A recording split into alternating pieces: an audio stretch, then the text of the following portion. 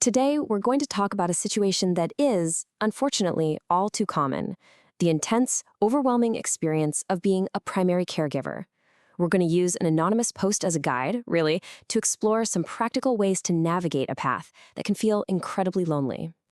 Hello, I am writing in the hope of hearing the perspective of people who have been through something similar or have a professional perspective. My mother is in a serious state of health, almost bedridden. Caring for her is currently entirely on me, physically, emotionally, and financially. I have a brother and sister who refuse to take any responsibility, neither with care, nor with presence, nor with financial assistance. What exhausts me the most is not just the situation, but the lack of support and the feeling of loneliness in something that should be a shared responsibility. I wonder, how does one set boundaries in such a situation? How does one deal with anger, disappointment, and a sense of injustice? Is there any point in continuing to seek conversation when the other party refuses to take responsibility? And when is the time to seek help from a psychologist so that I don't collapse? I would be grateful for any shared experience or advice. I am not looking for accusations, but clarity and direction. Thank you. Okay, first off, if any of that resonated with you, the single most important thing to hear right now is that your feelings are 100% valid. The exhaustion, the anger, that feeling of injustice, it's all a completely normal human response to a situation that is just immensely difficult.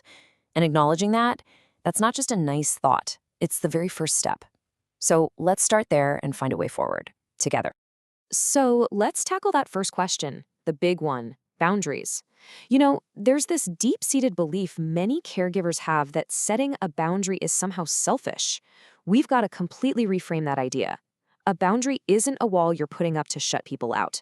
Think of it as a form of self-preservation that actually makes it possible for you to continue to care for someone else. So what even is a boundary in this context? Well, just like it says here, it's a limit. It's about protecting your own well-being. Imagine your energy, your physical, emotional, and financial energy is like a phone battery. It's a finite resource. Boundaries are how you keep that battery from hitting zero. You know that saying on airplanes, put on your own oxygen mask first? This is it. This is that principle in action. It's about sustainability. It is absolutely not about selfishness. So how do we actually do this? What does it look like in real life? Well, a physical boundary can be as simple as saying, I can be here from 9 to 5, but my evenings are for me to recharge. An emotional boundary, that's about guarding your mental space. It could be, I need 30 minutes of uninterrupted quiet time for myself every single day. And a financial boundary is just about stating the reality of the situation. This is the financial limit of what I can handle on my own. The key here is that these aren't arguments or ultimatums. They're just clear, calm statements of your capacity. That's it. All right, let's move on to the next part of the post, which is about that huge emotional weight. The anger, the disappointment, that really deep sense of injustice. Listen, those feelings aren't weaknesses. They're signals. They are a perfectly understandable reaction to feeling like you're carrying a shared burden all by yourself. We have to make room for those emotions. And this really gets to a core principle of mental health, which is laid out so clearly on this slide. We have to separate what we can control from what we can't. You cannot control what your siblings do or don't do. Trying to is just going to drain you. Where you do have power, where your agency lies, is in shifting that focus inward. You can control how you react, how you manage your own emotions, and the choices you make for your own self-care. So, what does that actually look like? Well, it often starts with really small, intentional things. It's about giving yourself permission to feel what you're feeling without judging yourself for it. It's about getting those feelings out, whether that's through writing in a journal, talking to a friend you trust, or even just going for a short walk. Things like simple breathing exercises can literally calm your nervous system down in just a few minutes. These aren't luxuries, they're essential tools for staying afloat. Which brings us to that third question from the post. What about talking to family? Is there any point in keeping that conversation going when it feels like you're just hitting a brick wall? The answer isn't a simple yes or no. It's really about being strategic with where you put your energy. If you do decide to have another conversation, the way you approach it is everything. The goal here is to move from blaming to just stating a need. Use really clear I statements. So instead of saying, you never help out, you could try, I'm feeling really overwhelmed and I need help on Tuesdays. See the difference? It's focused on your experience and a specific concrete request. But, and this is a big but, you have to go in with managed expectations. You're stating your need, you're not guaranteeing they're going to meet it. And that's the real question, isn't it?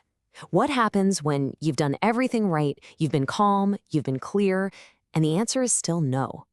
This is the moment for what's called radical acceptance. It's when you finally acknowledge, okay, I've said what I need to say, and I cannot force them to change. And I know that sounds like giving up, but it's not. It's actually incredibly liberating. It frees up all that mental and emotional energy you were spending on frustration and trying to convince them. And now you can redirect that precious energy into a new plan, finding help outside the family. That pivot, it's absolutely crucial for your own survival. Okay, and now for that last and maybe the most critical question of all. When is it time to get professional help for yourself? Being able to spot the difference between being stressed and being completely burnt out is a vital act of self-care. I want you to think of the points on this slide as the warning lights on your car's dashboard. Stress that just feels constant and overwhelming, feelings of hopelessness, not being able to sleep, physical symptoms like headaches or just deep fatigue, these aren't things to just push through. They are signs that your internal resources are running on empty. That's when it's time to reach out. A therapist can give you a safe place to process everything, help you find new coping strategies, and just be an ally who is 100% in your corner. If you take away only one thing from this, let it be what's in this quote. This responsibility is not yours to carry alone. Setting boundaries, asking for help, that's not a sign that you're failing as a caregiver. In fact, it's the single most important thing you can do to sustain yourself as a caregiver.